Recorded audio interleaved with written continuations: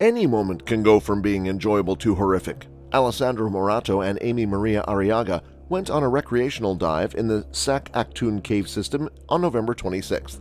Grand Cenote is the beginning site, and the route ends there as well.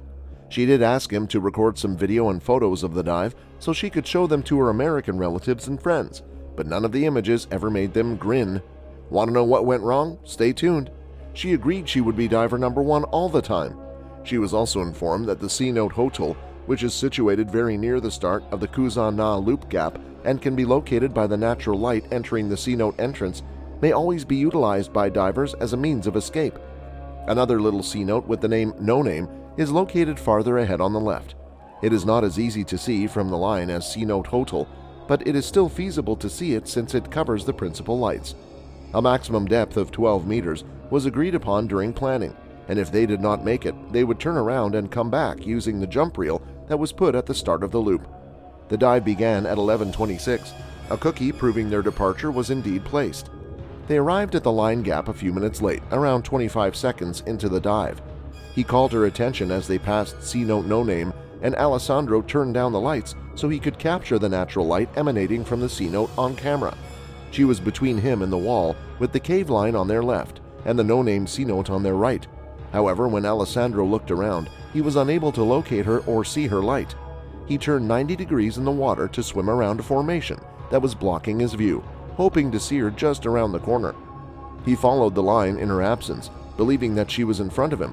When they arrived at their jump line, Amy was still nowhere to be seen, but in his imagination she had followed the jump line out and gone, intending for him to rescue her. He did wait for another 2 or 3 minutes while waiting to lay his line, but there was still no sign of her. He did retrieve the markers and line since he was certain she was in front of him. As they just mentioned in her training, she should not continue looking for too long because the other diver is likely outside. As a result, she should never risk her safety. However, this is where the true terror begins. Stick your eyes until the end of the video if you are wondering where did Amy go. The outcome is dreadful in the end. He was worried when he returned to the surface and failed to spot her. He questioned a blonde girl who was purported to be a guide if she had seen a female diver wearing a blue helmet exit the cave. He immediately dove under once more and quickly retraced his tracks back to the cave entrance. His initial air pressure was around 1600 to 1700 psi. He headed in this direction to check it out after spotting some lights on the shortcut and realized it was the other team he had seen before jumping the loop. Using his tablet, he did ask them whether they had seen a female in a side mount wearing a blue helmet by herself in the cave. They used hand signals to say yes and instruct him to take the shortcut and turn left onto the cave line in the direction of Hotel. He swam as fast as he could until he reached the gap, where he checked the area for signs of a diver and nonetheless went to the cenote surface, yelled her name roughly 3 times, and then returned to the gap where he did realize his air pressure was low, about 1,000 over 700 psi, which forced him to leave the cave.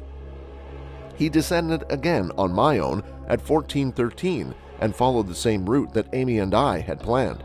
This time I connected the gap, jumped, and installed the markers. Continue the loop in the other direction from how Amy and you originally intended.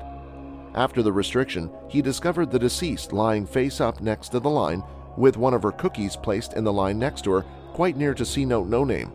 He unlocked her mount, put his long hose in her mouth, and tried to pump air down even though she did not have the regulator in her mouth and the tanks were empty. The mask was in place.